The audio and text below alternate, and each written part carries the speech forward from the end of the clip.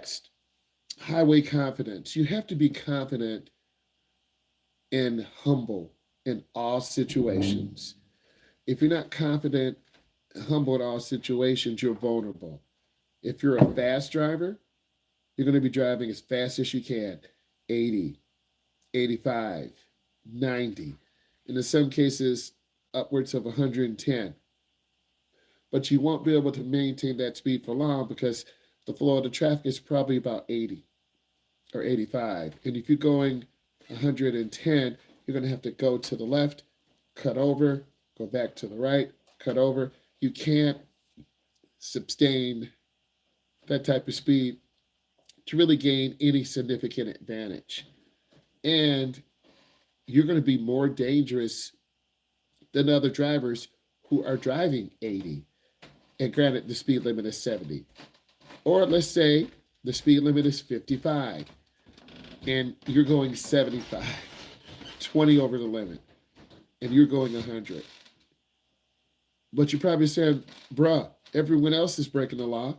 Sure, but you're breaking the law more, and you are more at risk. And some lady in a car or some man in a car with their son or daughter and a dash cam is going to start recording you and calling the police.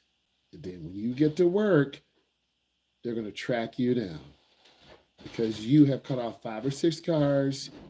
You made people very nervous, and you are the problem. You see how I'm putting this situation to all of you? This is real. Why? Because I'm an instructor.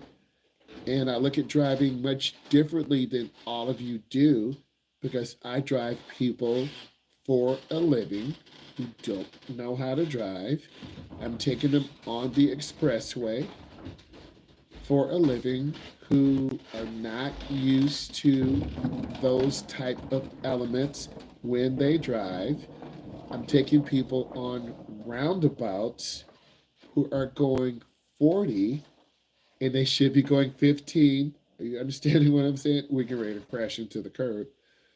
I'm taking people on small, narrow, curvy roads who are getting ready to crash, who don't know the dangers.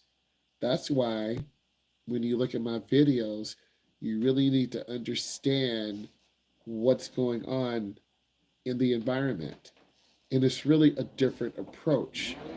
And when you listen to my lives, you're going to really, hopefully you can hear me, you're going to really appreciate and understanding how people move, how people drive. You need to put in more questions right now. Safe following distance. There's a 3-second rule. You must drive a minimum of 3 seconds. If it's snow, ice, or rain, or darkness, you want to increase your following distance because it's harder to see.